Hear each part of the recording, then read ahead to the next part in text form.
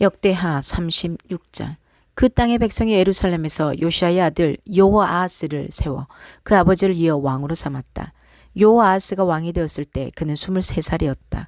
그가 예루살렘에서 나라를 다스린 지 석 달 만에 이집트의 왕이 예루살렘에서 여호아하스를 폐위시키고 유다로 하여금 이집트의 은 100달란트와 금 1달란트를 종옥으로 바치게 하였다.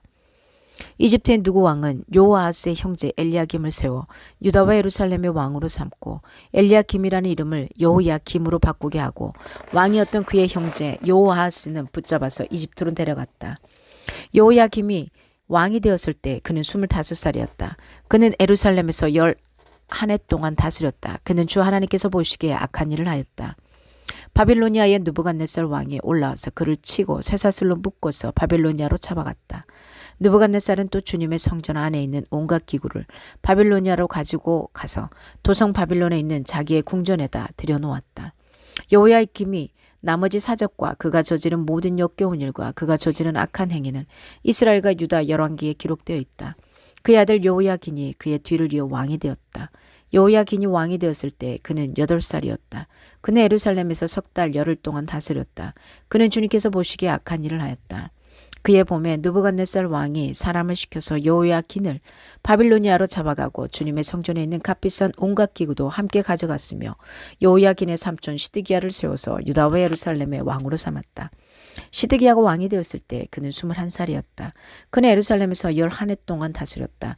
그는 주 하나님께서 보시기에 악한 일을 하였다. 그는 주님의 입에서 나오는 말씀을 선포하는 에레미야 예언자 앞에서 겸손하게 말씀을 받아들이지 않았다.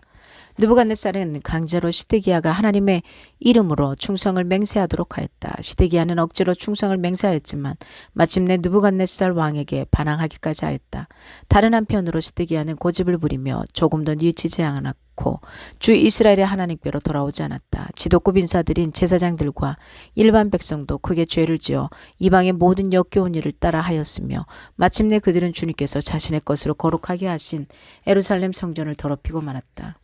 그들의 조상의 하나님이신 주님께서 그들과 그 성전을 구원하실 뜻으로 자신의 백성에게 예언자들을 보내시고 또 보내셔서 경고에 경고를 거듭하셨지만 그들은 하나님의 특사를 조롱하고 하나님의 말씀을 무시하고 하나님의 예언자들을 비웃었다.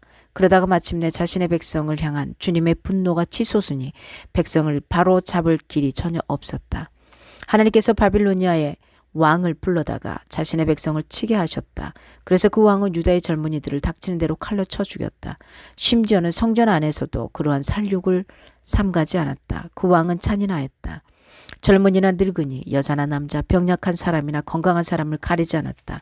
하나님은 이렇게 자기의 백성을 그 왕의 손에 넘기셨다.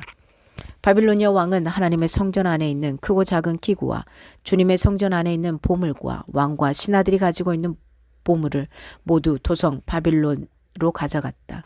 그 왕은 또 하나님의 성전을 불사르고 예루살렘 성벽을 헐고 궁궐들을 다 불사르고 값진 그릇들을 다 부수어 버렸다.